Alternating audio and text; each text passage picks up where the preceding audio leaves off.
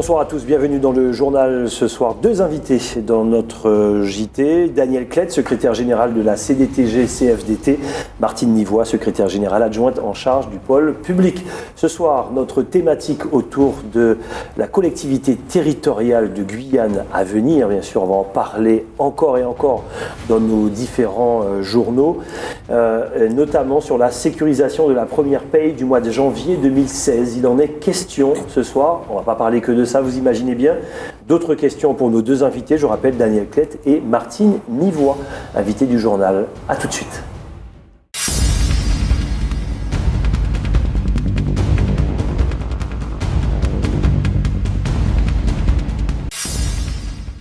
Débrayage ce matin à l'EPCC, établissement public de coopération culturelle Les Trois Fleuves. Pendant une heure, le personnel a cessé le travail pour dénoncer des difficultés dans le fonctionnement de l'établissement. Depuis la mise en place de cette nouvelle structure, le PCC, nous avons des difficultés au niveau du fonctionnement, puisqu'il faut rappeler que le PCC a été bâti sur l'OCRG, qui avait déjà des difficultés non réglées jusqu'à ce jour, et donc qui perturbent et qui rajoutent aux difficultés nouvelles de l'EPCC. Des réunions de travail ont été organisées en juillet 2014 et février 2015 avec le président de région, qui est également à la tête du conseil d'administration de l'EPCC. Mais le constat reste le même, pas d'amélioration dans la structure. Dans son communiqué, le syndicat CDTG-CFDT Interco alerte sur le management de la directrice en place, Odile Pedro-Léal. Nous avons chacun notre vision de la situation, une réalité qui n'est pas la même. L'ensemble du personnel, l'ensemble des cadres sont en difficulté car il y a un manque de lisibilité sur la chaîne de validation, chaîne de décision. Nous avons un organigramme qui n'est pas opérationnel, un personnel qui n'est pas forcément formé et des problèmes de procédure qui perturbent la structure. Le personnel n'aurait pas de fiche de poste, il y aurait des problèmes de planification dans l'organisation des spectacles, pas de suivi de carrière. Les salariés veulent une réorganisation structurelle du pilotage. 25 personnes sont employées à temps plein à l'EPCC. Nous avons rencontré la directrice qui affirme que les problèmes sont politiques et ne sont pas de son ressort. Écoutez, moi je considère que quand on dirige une structure, on est le pilote. Lorsque le pilote ne donne pas les orientations claires, n'organise pas le travail de manière structurée, ne planifie pas, n'associe pas l'ensemble de son personnel, les difficultés sont à son niveau et pas celles de la région. Créé officiellement par délibération, l'établissement public de coopération culturelle est issu du regroupement sous gestion commune de l'auditorium, de la salle d'exposition de l'Ancre ainsi que de la salle du Zéphyr. Trouver une place pour le cinéma dans le système éducatif d'aujourd'hui n'est pas chose facile. Du 21 au 25 avril se tient en Guyane le festival du film d'éducation. Plusieurs films qui abordent des sujets qui marquent le monde scolaire d'aujourd'hui ont été projetés. En Guyane, le cinéma peine encore à trouver sa place au sein des cursus scolaires. C'est pas forcément une priorité. Pourquoi ? Parce qu'elle s'adresse à un petit nombre. C'est vrai qu'en général, ils sont maximum 15 par classe. Alors il faut savoir qu'en métropole, les options cinéma tendent à fermer justement. C'est ça le paradoxe. Pourquoi ? Parce que ça demande un taux d'investissement des élèves très important. C'est 5 heures de cours en plus par semaine.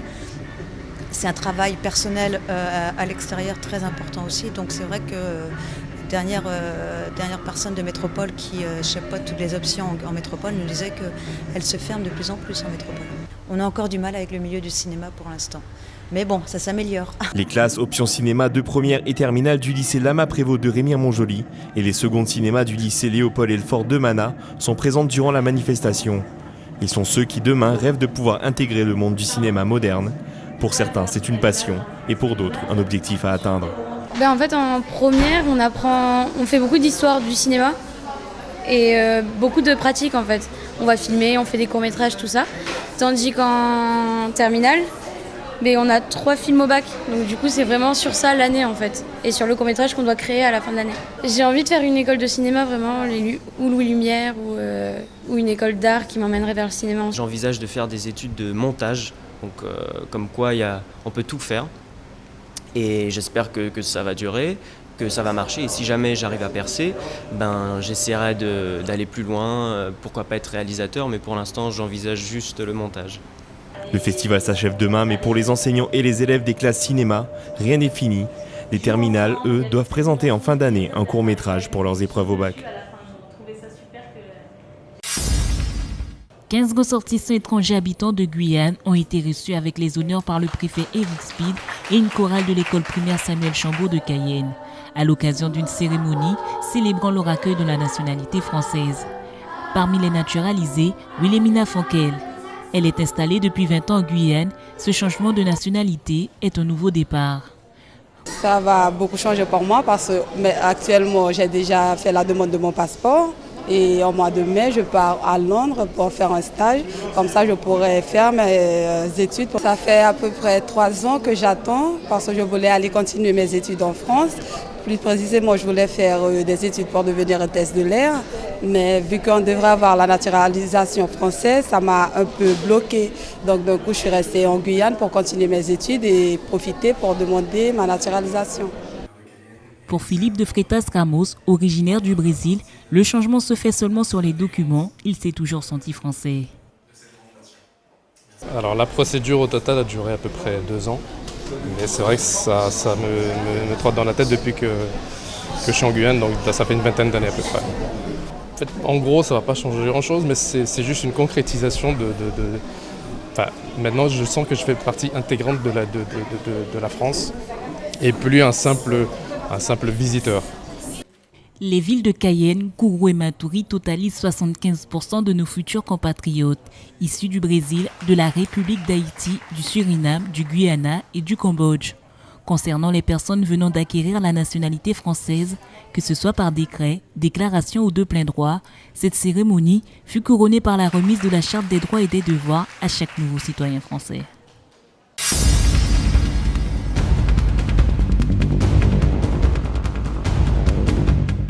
De retour sur le plateau du journal avec nos 2 invités ce soir. Martine Nivois, secrétaire générale adjointe en charge du pôle public. Bonsoir. Bonsoir. N'oubliez pas de prendre votre micro. Et Daniel Klett, secrétaire général de la CDTG CFDT. Bonsoir. Bonsoir, M. Bernier. Bienvenue. Si vous êtes avec nous ce soir, c'est parce qu'il y a une lettre que vous avez envoyée notamment aux différents agents et autres de la collectivité régionale et départementale. Le titre, je vous le donne, « Quand la vérité est dite au grand jour et les mensonges mis à nu ». Il est question là de la sécurisation de la première paye du mois de janvier, janvier 2016.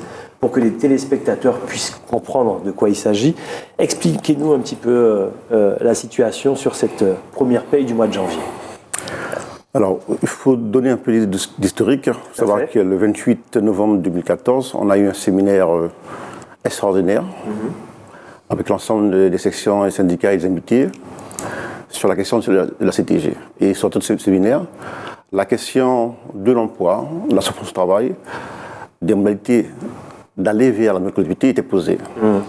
C'est-à-dire savoir que nos militants qui sont dans les instances ont maintes et maintes fois posé la question du rendu, de leur positionnement dans la future collectivité, et dans l'expression de la lettre, c'est avéré qu'il n'a pas été entendu ni compris.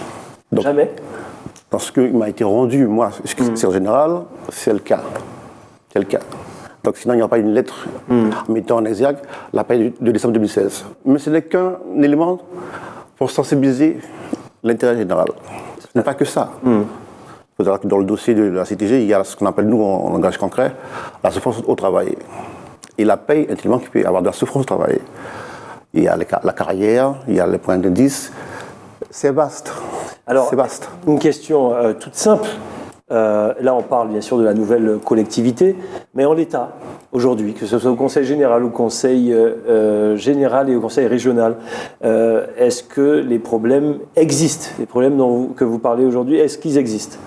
Ils existent depuis longtemps, M. Bernet. D'accord. Et fort des instances où on est fondé à poser les questions, s'il y a une lettre de cette importance et qui peut déranger certains, ça a été fait pour ça, pour interpeller, c'est que pour revenir à la table, prenez en compte les exigences et les doléances de la question des syndicats. Et je rappelle pour mémoire, ce n'est pas une lettre de la centrale, c'est une lettre des sections du Conseil général et du Conseil régional. Très bien, Martine Nivois.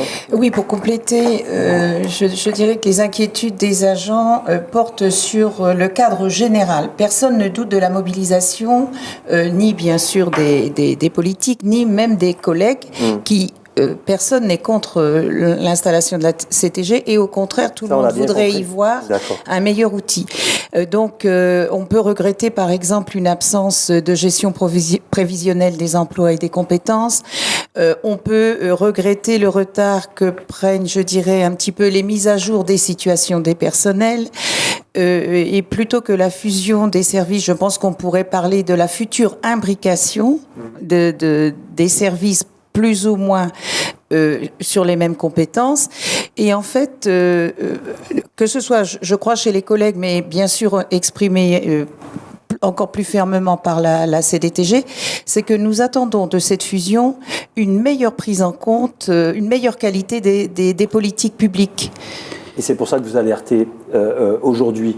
Alors, de quoi s'agit-il exactement sur cette fameuse première paye? J'ai presque envie de dire, si ce genre de détail-là n'est pas réglé, j'ai presque envie de dire c'est grave, parce que pour nous et pour les téléspectateurs, ça reste un détail parmi plein d'autres petits sujets à régler.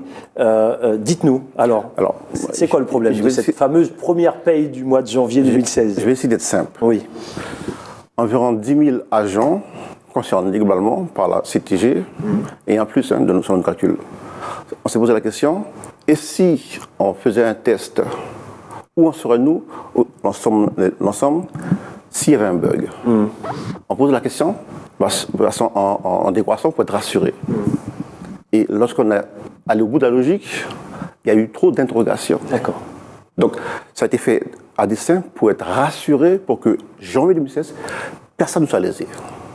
Je rappelle que ce n'est qu'un élément de mise à la table pour comprendre l'échiquier global. Parce qu'il y en a d'autres. Je pense qu'on veut dire, d'ici là, nous sommes au mois d'avril, ce genre de problèmes-là seront réglés. En tout cas, c'est ce qu'on espère. Martine Nivois. Eh bien, nous y comptons fermement, puisqu'il est vrai que si cette étape était manquée, ce serait vraiment grave. Donc, la question, c'est de prévoir un petit peu en avance le temps de faire les bascules, les essais, les payes virtuelles, etc., pour que vraiment, en janvier, on puisse au moins avoir des salariés, des agents sereins, au moins sur leurs ressources. C'est la moindre des choses. Est-ce que vous avez fait la comparaison avec les Antilles? Ils étaient dans notre département, vous rigolez déjà, je ne sais pas pourquoi, notre département dernièrement. Est-ce qu'on a du retard par rapport à la Martinique? Je dis les Antilles, mais en fait c'est la Martinique. Alors, si le camarade de en restant très sérieux. Section, que je salue au passage, Interco, région et Conseil général, vous diront que la Martinique et le Guadeloupe nous ont donné quelque peu le sang. Parce que nos adhérents militants nous ont fait remonter au niveau régional. Donc, on a encore du boulot. Voilà. Bon, pour compléter, et les médias diffusent des spots au public de Martinique, et on voit quand même depuis des mois que même le citoyen, le futur électeur, est éclairé sur petit à petit ce qui se dessine pour la collectivité territoriale. Nous sommes loin de ces grandes lignes comprises par tout le monde en Guyane. Personnellement, on a reçu Boris Yongsit et Fabien Canavi maintes reprises ici même sur ATG. J'imagine que c'est le cas sur d'autres radios, également chez nos collègues de Guyane Première. Ils communiquent beaucoup. C'est pas assez? Il faut encore autre chose? Dites-nous. Alors, pour avoir assisté à une réunion de rendu d'un cabinet conseil engagé sur le thème de la CTG, là j'affirme, je l'ai entendu, il nous a trop souvent été répondu qu'il faut attendre l'élection du président et l'installation de la nouvelle collectivité pour pouvoir répondre à diverses questions que nous posions. Sur des champs comme l'éducation ou bien d'autres, vous comprendrez que là je retire même ma casquette syndicale, je vote. Et comment, sérieux ce que vous dites? On vous a dit d'attendre l'installation du président pour avoir certaines réponses? Il semble que voilà, en dehors de grands thèmes maîtrisés, dont la paye, les finances d'une façon générale, les fonds, enfin bon, le reste, pour beaucoup, devrait attendre le vote du président la veille de Noël, donc beau cadeau pour lui, et la mise en œuvre vraiment donc de la nouvelle équipe pour savoir comment répondre à... Alors, prenons l'exemple, je ne sais pas, dans l'éducation, il y a les budgets qui ont été versés déjà cette année un petit peu en retard pour différentes raisons qui ne tiennent pas à la CTG. Alors imaginons que la mise en place de la CTG retarde certaines opérations, nous serions tous en difficulté. Et sur des grands thèmes comme l'éducation, il nous faut bien voir où nous allons. Alors vous dites justement que cette situation risque également de bloquer la situation économique et sociale de la Guyane. Vous avez donné à l'instant un exemple. J'imagine que les deux collectivités anticipent, en tout cas dans la commission ad hoc, ils anticipent justement pour toutes ces personnes qui auraient éventuellement des contrats avec l'une et l'autre des collectivités. Ces choses-là doivent être réglées normalement, non ? En quoi la Guyane serait bloquée sur une mise en place d'une future collectivité territoriale ? Ce sont des choses qui se règlent dans les réunions, dans des commissions ad hoc. Dites-nous. En tout cas, c'est ce que Boris Chanxit et Fabien Canavi nous disent à chaque fois qu'ils sont sur nos plateaux. Vous ne serez pas étonné que les politiques vous diront toujours que ça va pas bien. Il en va de leur responsabilité. Nous, à l'échelle où nous sommes, salariés, autant syndicats, on a des paramètres où on justifie nous sommes à niveau ou pas. Tous nos paramètres sont dans le rouge, pas au vert. La question de la paye, je me répète, et ça sera mon leitmotiv, a-t-elle moyen de cibler une question, mais qui ouvre d'autres questions qui sont sans réponse? La question des carrières, la question de l'indemnité des salariés, la question des contrats, différents contrats que la région a. La région, dans sa dimension régionale, n'a pas que le Conseil général, n'a pas que le Conseil général, ils ont tout autre service qui dépend de sa composition afin de rendre service aux citoyens. Imaginons que, exemple, sur la formation, le service qui coordonne cela n'est pas doc. Alors que toute l'articulation politique, juridique, sociale de la formation pour les sans-emploi, pour les demandeurs d'emploi, pour tout un... Pas de réponse là-dessus ? En tout cas... Il vous fait des réunions, on vous dit bien des choses dans un niveau. Alors, deux remarques. La première, je ne doute pas que messieurs Chanxit et Canavi, que vous citez, d'abord, c'est vrai qu'ils travaillent, ils fonctionnent en commission avec des collègues, et je pense qu'eux savent très bien où ils vont. Je pense qu'on peut cependant affirmer que la communication n'est pas suffisante. Elle ne dépasse pas le cercle des dites commissions. Et prenons l'exemple des organisations syndicales au niveau central. Nous n'avons jamais été invités ou associés à quelque réunion que ce soit. Pourquoi, d'après vous ? Eh bien, je pense que tout le monde est focalisé, à juste titre, c'est important, le salaire en est la preuve, sur les questions techniques. C'est important. Mais en dehors des questions techniques, et l'avenir des personnels, nous faisons confiance à nos sections en interne pour le prendre en compte, mais il y a aussi après tous les aspects, comme je vous dis, de mise en œuvre des politiques publiques, dans le sens d'une amélioration, naturellement. Alors, on a l'habitude effectivement d'avoir les politiques sur le plateau, on leur pose souvent, d'ailleurs ils savent qu'on va leur poser ce genre de questions, mais on aurait voulu vous entendre là-dessus également, sur l'avenir des salariés justement du Conseil général et du Conseil régional. Ils nous l'affirment, c'est bien affirmé, que personne ne sera laissé comme ça par terre. Qu'est-ce que vous dites, vous ? Est-ce que les choses sont mises en place pour que chacun retrouve son travail dans cette nouvelle collectivité ? Parce que vous l'avez eu comme information, demain il y a un débrayage à l'EPCC. Tout à fait. Ça sous-entend quoi ? Que les questions que vous posez n'ont pas contre de réponse. La question, Martine a parlé de la communication. Qu'il soit bien ciblé, chacun en train de respecter ce qu'il faut faire, ne pas faire. Mais à un niveau, il faut partager la communication pour entendre ce que vous avez pris une notation, peut-être qu'elle peut être modifiable, peut-être corrigée par rapport à l'expertise qu'ont les salariés. Je rappelle comme mémoire que la politique, elle est suivie des faits par les salariés qui en chargent le service. Si un service a 40% de gens qui sont en souffrance, en maladie, c'est tout un ensemble de biens pour le public qui sont en souffrance, parce que la politique publique en dépend. Donc il faut être pertinent.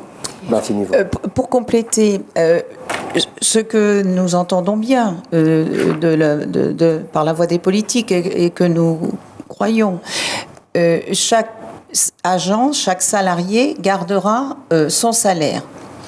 Maintenant, vous conviendrez que dans chaque collectivité déjà, c'est en ce sens que je parlais tout à l'heure de la mise à jour de la situation des collègues. Il y a des collègues qui exercent des responsabilités, par exemple, bien plus grandes que leur contrat, d'autres moins. Donc, il ne faut pas que cette fusion des personnels aboutisse à figer, par exemple, ceux qui sont, prenons le mot, au placard ou qui vont se sentir. Donc, il y a énormément de paramètres qui tiennent à la gestion des ressources humaines, justement. À la qualité du dialogue préalable, il faut mettre à jour les situations des collègues et prévoir en plus leur collaboration future sur des mêmes champs qui se regroupent facilement ou moins facilement. Donc aussi, imaginez peut-être de nouveaux intitulés à certains services pour faire plus, pour faire mieux. Vous voulez rajouter quelque chose là-dessus ? Très bien. Alors, on sait très bien que le dialogue social, c'est capital, hein, surtout pour l'avenir de la collectivité territoriale et de ses agents. J'imagine que les politiques ne vont pas créer de blocage là-dessus, sinon ça risque de poser des problèmes dans l'avenir. On a compris, il y a des réunions qui sont mises en place. Vous voulez que les syndicats soient un peu plus écoutés, plus entendus. Apparemment, ce n'est pas le cas tous les jours. Vous participez quand même à certaines réunions. Alors, dites-nous. Le syndicat, comme je vous dis, est de droit sur les instances qui sont au Conseil général et au Conseil général. Ce que nous mettons en avant, c'est que, exemple, CTP, CHCT, ces instances-là doivent être interpellées sur la situation sociale des salariés ou le revenu de travail. À ce niveau-là, le retour que j'ai, moi, secrétaire général de la centrale, c'est qu'il y a des questions qui sont sans réponse, qui n'ont même pas pu être posées, conformément au droit. Donc, ce que nous demandons, c'est de revenir à l'état de droit, dans la semaine notamment, pour que les salariés puissent poser les questions, qu'on le traite et qu'on trouve une notation réelle. Pas politique, réelle. Très bien. Martine Nivois, si vous voulez réagir là-dessus. Ensuite, j'ai une dernière question pour vous. Toujours, au risque de me répéter, c'est aussi entendre les organisations syndicales qui, quand même, œuvrent dans tous les champs. Je prends mon exemple avec l'éducation. Il y a bien des questions, quand je dis politique, ou en tout cas de stratégie de prise en charge par le politique, qu'il soit d'un bord ou l'autre avant d'être élu. Je veux dire, il y a des obligations à améliorer certaines choses. Ça mériterait d'être posé maintenant, de ne pas attendre l'élection d'un président, aussi qualifié soit-il. Et voilà, donc il est vrai que les élus sont pris par les grands dossiers structurants. Enfin, ils sont certainement un petit peu sur le très important, mais il ne faut pas négliger les dossiers qui, je pense, feront la différence d'ailleurs dans les campagnes électorales, puisqu'ils touchent la vie quotidienne des citoyens. Quelle est la suite ? J'imagine que vous serez vigilant sur cette affaire, notamment de la paye, mais pas seulement, sur ce que vous venez de nous citer également. Quelle suite vous donnez à vos mouvements avec la CDTG, CFDT notamment ? La suite dépend de la pertinence de la réponse qui a été comprise, parce que si on a donné des corrections, c'est qu'on a été entendu et compris. Maintenant, c'est pour être pertinent sur ce qu'on met, ce qu'on dit. Exemple, on a un dossier PCC chantier accolé à la région, où on attend une solution. On espère que le dialogue social sera pertinent. Nous, notre rôle, et au titre que je suis, c'est de veiller à ce qu'il y ait un bon dialogue social. En droit, est-ce que ça a été respecté ? Et de la forme, est-ce qu'on prend compte nos aspirations ? On ne dit pas ici qu'on a de raison. On dit poser la question, prenons en compte les intérêts des salariés, et c'est ensemble que nous ferons que demain, la CTG aura du sens. Ensemble. Oui, tout à fait. Le seul souhait pour compléter, que je ferai là, c'est que nous puissions avoir des réponses, au moins que l'on puisse nous dire on vous a entendu, on va vous voir, on vous propose des réponses, mais ne pas nous laisser les personnels s'épuiser pendant des mois à exprimer tranquillement, poliment leur souffrance jusqu'à finalement arriver à une action qui ne fait du bien à personne. Là, il faut vraiment, et les agents sont partie prenante de la mise en œuvre de la CTG, sont volontaires pour faire quelque chose de mieux. Donc, entendons-les avant même que tout cela n'arrive sur les médias. Merci en tout cas d'avoir répondu à nos questions pour éclairer un peu les téléspectateurs sur les problèmes qu'il y a sur la mise en place notamment de la nouvelle collectivité territoriale de Guyane. Daniel Klett, Martine Nivois, merci beaucoup. Merci à vous. Et à très bientôt. Merci à vous. J'imagine qu'on va se croiser avec notamment les journalistes d'ATG. Je rappelle Daniel Klett, vous êtes secrétaire général de la CDTG-CFDT. Martine Nivois, secrétaire générale adjointe en charge du pôle public. Voilà, c'est comme ça qu'on se dit au revoir. Pour se donner rendez-vous demain, dans quelques instants, le journal de TF1, suivi du Dom Lac et Zod présenté par Dominique Nugent. Excellente soirée, à demain.